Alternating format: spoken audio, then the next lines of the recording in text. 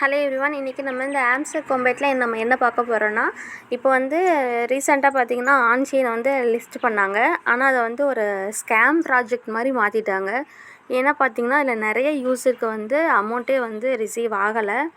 ஏன்னா நம்ம வந்து அவங்க சொன்ன அந்த எலிஜிபிள் அதுக்குள்ளே நம்ம போகலை. நம்ம வந்து யாருமே மோஸ்ட்லி நிறைய பேர் பார்த்திங்கன்னா அது அவங்க சொன்ன க்ரைட்டீரியாவுக்கு நம்ம வந்து எலிஜிபிள் ஆகலை. அது ஏன்னு பார்த்தீங்க அப்படின்னு சொன்னால், அவங்களோட ஒரு 4 கண்டிஷன் 5 கண்டிஷன் இருந்துச்சு. ஃபஸ்ட்டு கண்டிஷனே பார்த்திங்கன்னா மேக்ஸிமம் மினிமமாகவே வந்து 1 lakh காயின் இருந்திருக்கணும்.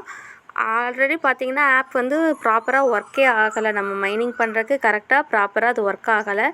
இன்னொன்று என்னன்னா, நல்லா இப்போ வந்து ரெஃபர் பண்ணவங்களுக்கு வந்து அதில் ஓரளவுக்கு பெனிஃபிட் இருக்குது. பெனிஃபிட்னாலும் அவங்களுக்கு கம்மி தான் அமௌண்ட்டு பார்த்திங்கன்னா. அடுத்து பார்த்திங்கன்னா ஒரு ஜெம் இருக்கணும். அப்புறம் பூட்டை வந்து நம்ம வந்து ஆக்டிவேட் பண்ணி வச்சுருந்துருக்கணும் அப்படின்னு சொல்லிட்டு நிறையா கண்டிஷன் கொண்டு வந்திருந்தாங்க. ஸோ இதுலேயும் அந்த மாதிரி கொண்டு வரக்கான வாய்ப்புகள் இருக்குது. ஸோ அதுக்கு நம்ம வந்து முன்னாடியே ப்ராப்பராக ப்ரீ பிளானிங்காக ப்ரிப்பேர் பண்ணி இருந்தோம்னா நம்மளுக்கு கொஞ்சம் யூஸ்ஃபுல்லாக இருக்கும். கடைசியில் வந்து ஆன்செயின் மாதிரி நம்ம எல்லா ஒர்க்கும் பண்ணினதுக்கப்புறம் நம்ம அதில் வந்து எலிஜிபிள் ஆகலை அப்படின்னு சொன்னால் அது நம்மளுக்கு தான் கஷ்டமாக இருக்கும். நம்ம எந்த ஒரு இன்வெஸ்ட்மெண்ட்டும் பண்ணினது கிடையாது தான்.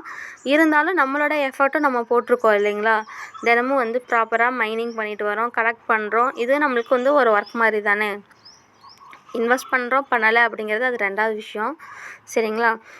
அதனால் இப்போ நம்ம என்ன பண்ணலாம் அப்படின்னு சொன்னால், இப்போ இந்த இடத்துல பாருங்கள் மாஸ்டர்னு இருக்கா. அதாவது மொத்தம் வந்து 10 லெவல் இருக்குது. 10 லெவலில் மேக்ஸிமம் எல்லாருமே வந்து 8th 9th 10th இந்த 3 லெவலுக்குள்ளே தான் நம்ம இருக்க போகிறோம். ஸோ அந்த லெவல் இப்போ நீங்கள் வந்து ஒரு 8வது லெவல் இருக்கீங்க அப்படின்னு சொன்னால், இப்போ வந்து மாஸ்டருக்கு வந்து ஒரு நிமிஷம். இப்போ மாஸ்டருக்கு பாருங்கள் நம்மள்கிட்ட வந்து 100 மில்லியன் டோக்கன் இருக்கணும்னு சொல்லியிருக்காங்க.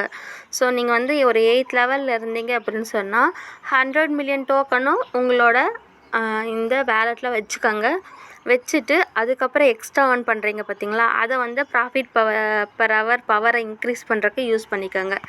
இதுவே வந்து நீங்கள் கிராண்ட் மாஸ்டராக இருந்தால் 100 மில்லியனை தாண்டி போயிருந்துருக்கணும். லார்டாக இருந்தால் ஃப்ரம் 1 பில்லியன் காயின் நீங்கள் வச்சுருக்கணும். ஸோ நீங்கள் எந்த பொசிஷனில் இருக்கீங்களோ எந்த லெவலில் இருக்கீங்களோ அதுக்கு தகுந்த மாதிரி உங்களோட பேலன்ஸை மெயின்டைன் பண்ணிக்கோங்க. நீங்கள் பேலன்ஸை மெயின்டைன் பண்ணிவிட்டு அதுக்கப்புறம் எக்ஸ்ட்ரா இருக்க காயினில் வந்து நீங்கள் ப்ராஃபிட் பர் ஹவரை இன்க்ரீஸ் பண்ணிக்கோங்க. ஏன்னா இப்போ வந்து ப்ராஃபிட் பர் ஹவர் அப்படின்னு சொல்லியிருக்காங்க. அதை பேஸ் பண்ணி தான் ரிவார்டு வந்து தரப்போகிறதா. மேபி நம்ம வந்து அந்த கரெக்டாக லிஸ்டிங் பண்ணி நம்ம கிளைம் பண்ண போகிற டைமில் வந்து இந்த மாதிரி கண்டிஷன்லாம் கொண்டு வந்தாங்க அப்படின்னா நம்மளால் ஒன்றும் பண்ண முடியாது.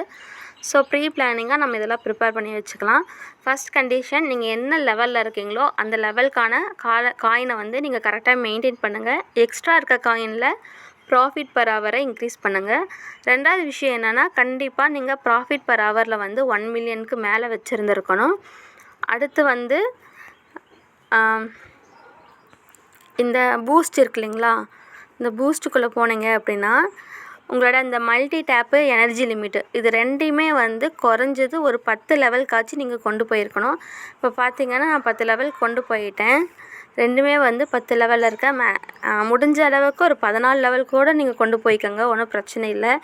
ஏன்னா ஆன்செயினில் பார்த்தீங்கன்னா கண்டிப்பாக வந்து 6 லெவல் முடிச்சிருக்கணும் அப்படின்னு சொல்லியிருந்தாங்க. இதுலேயும் அந்த மாதிரி கொண்டு வந்து நம்ம வந்து ஏமாந்து நிற்கக்கூடாது அப்படிங்கிறதுக்காக தான் இந்த பிளானிங் எல்லாமே.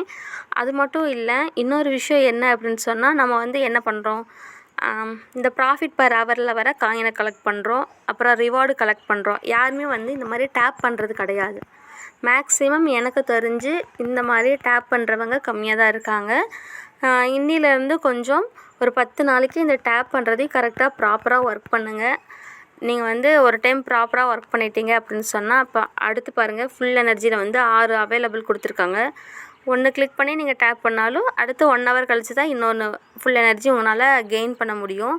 ஸோ நீங்கள் ஃப்ரீயாக இருக்க டைமில் சும்மா ஒரு 3 விரல் வச்சு இப்படி டேப் பண்ணிங்கன்னா சீக்கிரமாக நீங்கள் டேப் பண்ணிடலாம். எனக்கு தெரிஞ்சு இந்த டேப்பும் கொஞ்சம் கரெக்டாக ஃபாலோ பண்ணிக்கோங்க. அப்படி பண்ணிட்டீங்க அப்படின்னு சொன்னால் நம்மளுக்கு வந்து லிஸ்டிங் அப்போ ப்ரைஸ் வந்து நம்ம ப்ரைஸ் எப்படி வருது நம்மளுக்கு தெரியாது. இருந்தாலும் லிஸ்டிங் அப்போ நம்ம காயின் கலெக்ட் பண்ணுறப்போ நம்மளுக்கு வந்து எந்த பிரச்சனையும் வராது. அவங்க சொன்ன இதெல்லாம் நம்ம ப்ராப்பராக ஃபாலோ பண்ணிட்டோம்னா அவங்க என்ன கண்டிஷன் போட்டாலும் நம்ம அந்த கண்டிஷனுக்குள்ளே வந்துடுவோம். இதை விட முக்கியமான ஒரு கண்டிஷன் என்னென்னா, குறைஞ்சது ஒரு 3 பேர்த்தவாச்சும் ரெஃபர் பண்ணியிருக்கணும்னு ஒரு விஷயம் சொல்லிட்டாங்கன்னா நம்மளால் ஒன்றும் பண்ண முடியாது. ஸோ நீங்கள் வந்து மல்டிபிள் அக்கௌண்ட் க்ரியேட் பண்ணாமல், அதாவது உங்களோடதுலேயே வந்து ஐடி க்ரியேட் பண்ணாமல், உங்கள் ரிலேட்டிவ் இருப்பாங்கள்ல, அண்ணன், தம்பி, அக்கா, அந்த மாதிரி எல்லாருமே வந்து இப்போ மொபைல் யூஸ் பண்ணுறோம். எல்லாருக்கிட்டையும் டெலிகிராம் ஆப் இருக்கும். ஸோ அவங்கள வந்து யாராச்சும் ஒரு 3 பேர்த்தவாச்சு நீங்கள் வந்து ரெஃபர் பண்ணி வச்சுக்கோங்க. இது எல்லாமே வந்து நம்மளோட சேஃப்டிக்காக தான். இந்த வீடியோ பிடிச்சிருந்தா ஒரு லைக் மட்டும் பண்ணுங்கள். Thank you all.